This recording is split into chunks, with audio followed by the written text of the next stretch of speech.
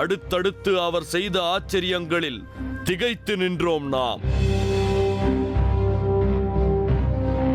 அடுத்ததாக அம்பாசமுத்திரம் அருகேயுள்ள ஆற்றுப்பகுதிக்கு நம்மை அழைத்துச் சென்றார் குருஜி.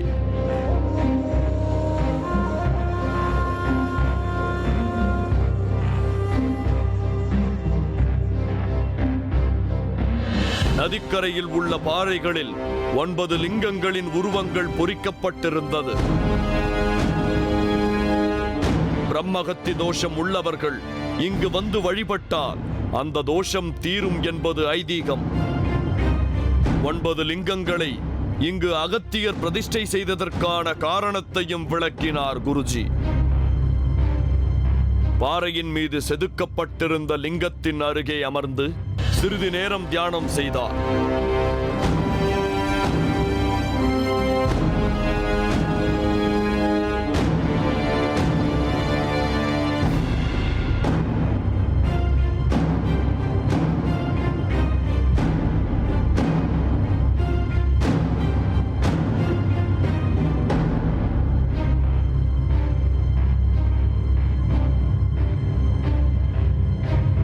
பின்பு அந்த லிங்கத்திற்கு பூஜைகள் செய்தார்.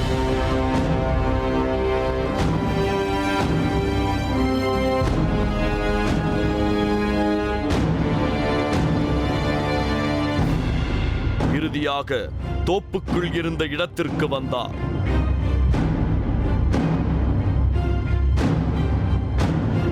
நீண்ட தடியை தோளில் வைத்துக் கொண்டு மாடத்தை சுற்றினார்.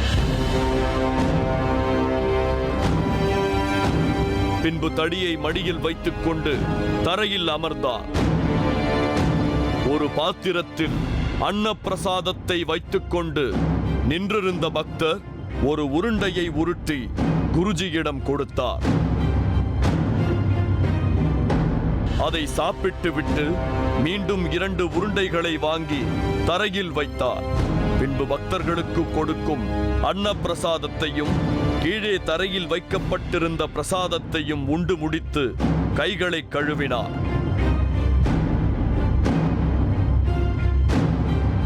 அதற்கு பின்பு அன்னப்பிரசாதத்தை வாங்க தயாராக நின்றிருந்த பக்தர்களுக்கு தன் கையால் வழங்கினார்.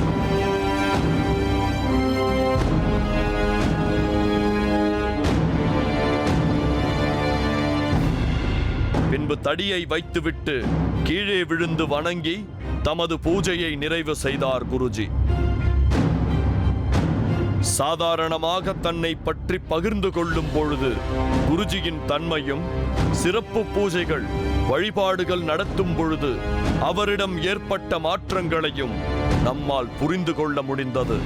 அந்த அமானுஷ்ய உணர்வில் இருந்து விடுபட்டு அங்கிருந்து விடைபெற்றோம். இதுக்கு மேல என்ன சொல்ல போற?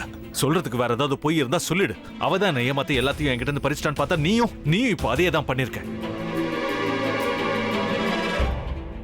ஏன் ஆலியா, ஏன் இப்படி பண்ண? இந்த உலகத்துல பாட்டிக்கு அப்புறம் நான் யார் மேலேயாவது உயிரையே வச்சிருக்கேன்னா அது ஊ மேலதான் உனக்கு தெரியாதா? ஏன் இப்படி பண்ண ஆலியா? உனக்கு காசு பணம் அவ்வளவு முக்கியமா போயிடுச்சு. அதுக்காக நம்ம உறவை கூட மறந்துடுவியா?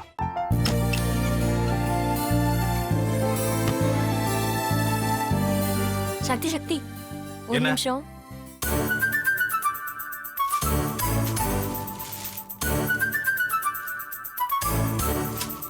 இந்தாங்க. என்ன இது? உங்களுக்கு பிடிச்ச பிராண்ட் செப்பல். இது என்ன, நான் தலையில வச்சுட்டு தூங்கணுமா? சரி, அதை விடுங்க. இங்க பாத்தீங்களா, டைம் பீஸ். இதோட அலாரம்க்கு தான் நீங்க டெய்லி எந்திரிக்கணும். அதெல்லாம் என் மொபைல்ல இருக்கு. முத்து, முத்து,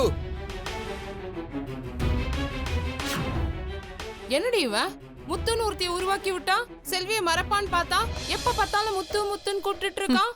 முத்துவ கூப்பிட மட்டுமா செய்யறான்? முத்துவ வச்சு என்னென்னமோ செய்யறான். நாம தான் இளிச்சவாய் மாதிரி வேடிக்கை பார்த்துட்டு இருக்கோம். என்ன முறைச்சு என்ன பிரயோஜனமாயா? உனக்கு வேற குரல் போயிடுச்சு.